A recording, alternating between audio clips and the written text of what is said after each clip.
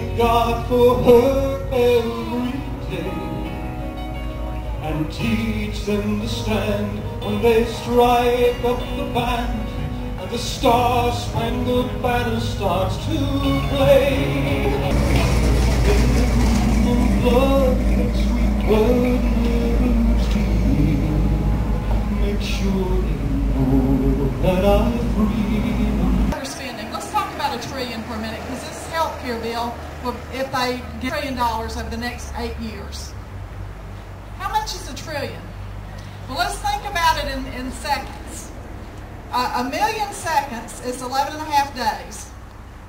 1 billion seconds is 32.5 years. Yeah, I did. But I was one of the organizers of the Atlanta Tea Party, the tax-free Tea Party. How many of you came out for that? We had about 15,000 to 20,000 for bad. It was on the cover of Time magazine. If you remember that, it was a big glacier and, you know, global cooling. So anyway, nonsense. It's just another way for them to get government control of our money. Please sign our petition today, because the on this, and they need to be able to tell their fellow senators how many thousands of petitions came from Georgia against this and from all over the country. So please sign that petition today if you haven't already. You know, Excel, and that was rewarded. Now all of a sudden, who's the bad guy?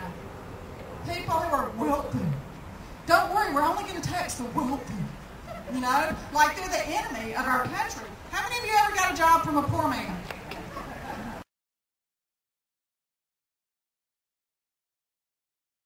Coming to the Next Step training next Tuesday night, it is critical, I'll stand up here, it's critical that we all understand the difference between an angry mob, which we are not, and I know we all understand this already, but between an angry mob and, as Virginia said, an educated army that is ready to move forth. Because there are a lot of folks in Congress, I've said this many times before, said it filling in for Martha Zoller yesterday. There are a lot of folks in Congress who were there on 9/12 that watched the crowds that were standing out on the National Mall, and they were thinking to themselves, this is an enormous crowd. Don't let them fool you.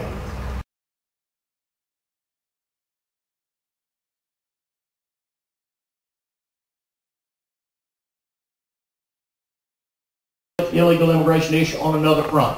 Back in 2005, I was chairman of the Health Subcommittee of the Energy and Commerce Committee. We were looking at reforming Medicaid. The governors had come to us on a bipartisan basis saying, if you don't reform Medicaid, you're going to bankrupt every state in this country. We made some changes. One of those changes was for the first time to require that if you're going to enroll in our state Medicaid programs, you must be able to answer the question, are you a citizen, and answer it with backup information. In the past, prior to that time, 46 states in the District of Columbia, if you went in to apply for Medicaid, you were asked, are you a citizen? And your response was yes, see, we, anything in the affirmative. We said, we'll take your word for it. No verification required. We changed the law in 2005 to require that you produce documentation.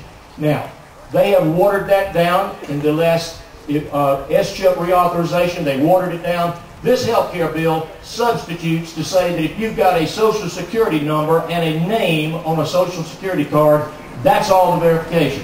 How many folks do you think out there walking around with your Social Security card right now? I guarantee you there are a lot of them. Social Security has even told Congress we can't verify a Social Security number is not being used by multiple individuals. And in fact, they know that it is happening. We're going to have more and more complications. If you think identity theft is a problem now, just wait till this bill goes into place where they can use a Social Security number to get entry into our health care system without any question. Talk about a magnet. That's going to be another magnet. Thank you.